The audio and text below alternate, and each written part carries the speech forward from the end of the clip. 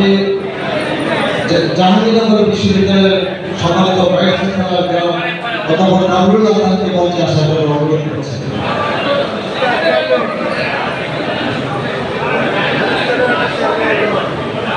মঞ্চটা clear করেন, অতিথিরা মঞ্চে চলে আসছে। অনুগ্রহপূর্বক আপনাদেরকে অনুরোধ করছি, যারা মঞ্চে বসে আছেন, দাঁড়িয়ে আছেন, আপনারা মঞ্চটি ফাঁকা করুন। আমাদের অতিথিরা বসবে, ওনাদের চেয়ারের সামনে থেকে আপনারা সরে যান, প্লিজ প্লিজ প্লিজ। এই মঞ্চটি ফাঁকা করুন, আমাদের অতিথিরা মঞ্চে চলে আসছেন।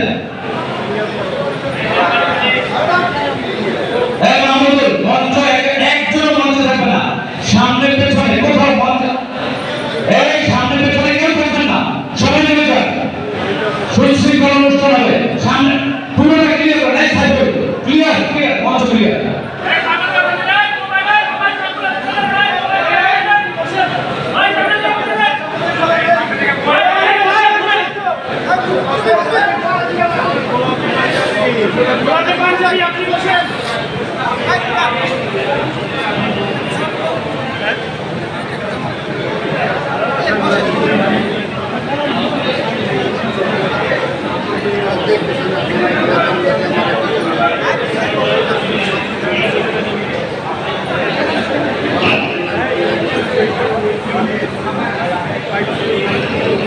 বিএনপির সাবেক সভাপতি জনাব এম আব্দুল্লাহকে মঞ্চে আসার জন্য অনুরোধ করছি।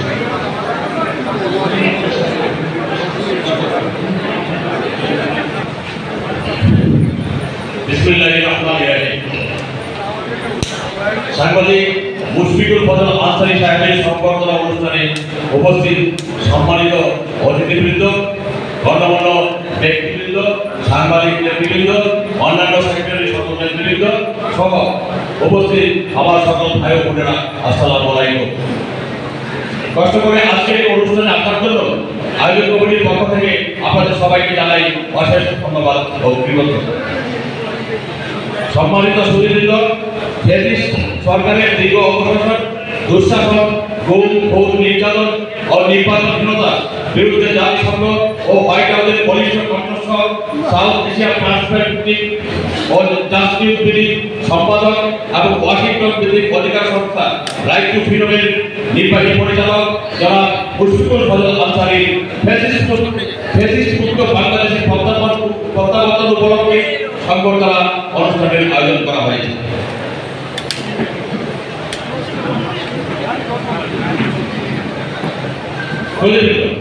মুশফিকুল ফজল আনসারী সাহেব আমাদের সাংবাদিকতার হিরোক্ষণ। তিনি এই সাংবাদিকতার মাধ্যমে বিগত 10টি বছর ভয়ানক স্বৈরাচার শেখ হাসিনা সরকারের বিরুদ্ধে বিদেশের মাটিতে থেকে বিরামহীন লড়াই করে গেছে। জাতিসংঘ, white house, Pentagon, state department সহ নানা স্থানে তিনি প্রতিদিন স্বৈরাচার হাসিনা সরকারের অপকর্ম তুলে ধরার মাধ্যমে বাংলাদেশের মানুষের অধিকার আদায় ও গণতন্ত্রের জন্য লড়াই করেছেন। তিনি তার এই ত্যাগ প্রতিজ্ঞা ইতিহাসের পাতায় লেখা হয়ে যায়। তিনি পরিবারকে সময় দিতে পারেননি, বাচ্চাদের স্ত্রী সন্তানদের সময় দিতে পারেননি।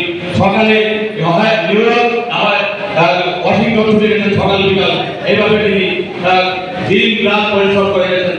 এই পরিশ্রমের কথা হয়তো আমরা জানি না, আমরা শুধু জানি উনি ফেসবুকে অংশগ্রহণ করেছেন। ইউরোপ আমেরিকার দেশগুলোর সমর্থন আদায়ের চেষ্টা করেছেন। 3 বছর কাজ করবার সৌভাগ্য হয়েছে।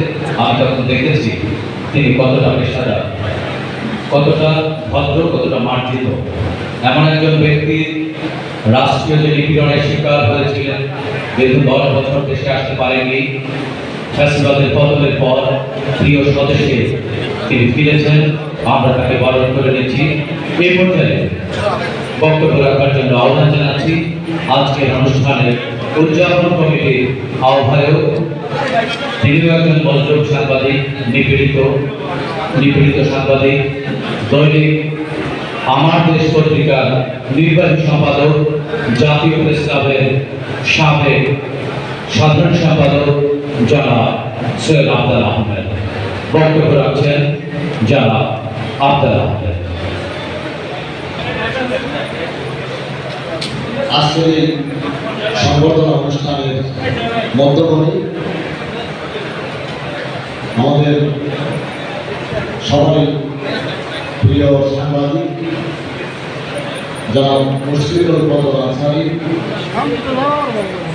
আজকের অনুষ্ঠানে প্রধান অতিথি বাংলাদেশ জাতীয়তাবাদী দল বিএনপির সংগ্রামী মহাসচিব, সারা দেশের মানুষ জানে একজন পরিচ্ছন্ন এবং সাদা মনের রাজনীতি হিসেবে জানেন মির্জা ফখরুল ইসলাম আলমগীর নানা কিছু কথার প্রতি এখানে এসে উপস্থিত হবেন।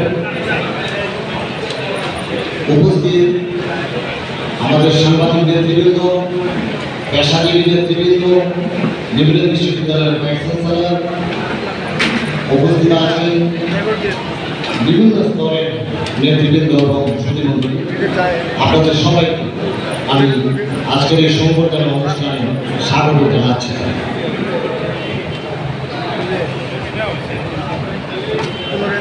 আমি প্রথমে মহান আল্লাহর কাছে শুকরিয়া আদায় করছি যে বাংলাদেশ ফেসিবাদ মুক্ত হয়েছে, স্বৈরাচারী শেখ হাসিনার পতন হয়েছে এবং বাংলাদেশের শেখ হাসিনা এই দেশ থেকে পালিয়ে গেছে। সরকারের নির্বাচনে সত্য কারচুপির মাধ্যমে শেখ হাসিনা ক্ষমতায় এসে সেই ক্ষমতাকে তারা দখল করে রাখে। এরপরে একের পরে নির্বাচন করা হয়। সেই পর্বশালী সেই নির্বাচনের নামে শুধু প্রহসনী হয়েছে। আমরা আমাদের সংগ্রামী মহাসচিব এই অনুষ্ঠানে মাননীয় প্রধান অতিথি বাংলাদেশ জাতীয়তাবাদী দল বিএনপির সংগ্রামী মহাসচিব জনাব ফখরুল, আমি ঢাকা জাতীয় প্রেস ক্লাবের সাবেক সাধারণ সম্পাদক জনাব ইলিয়াস খানকে মঞ্চে আসার জন্য অনুরোধ জানাচ্ছি।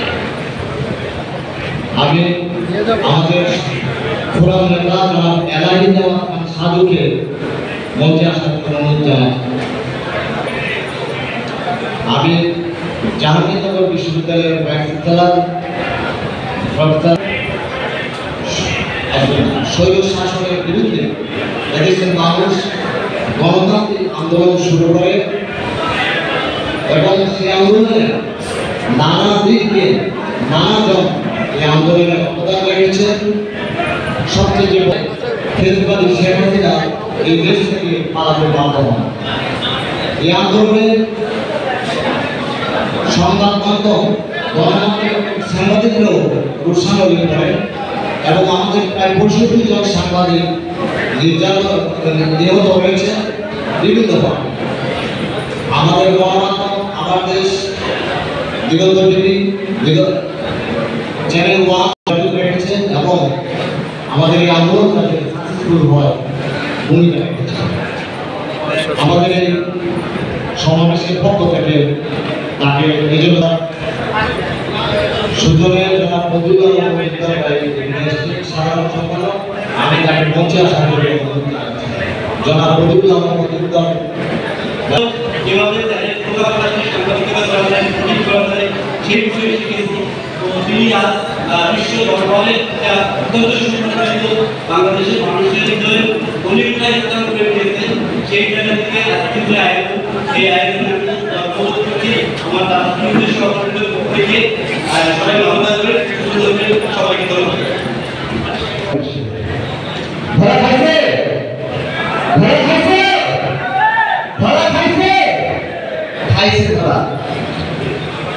ছোট করে বলি, যখন জেলে ছিলাম আমরা হয়েছিলাম রাজনৈতিক কর্মীরা, যখন শেখ হাসিনার পতনের খবর আসলো তখন একটাই পুরো জেলখানা কাটছিল, জিয়ার সৈনিক এক হও।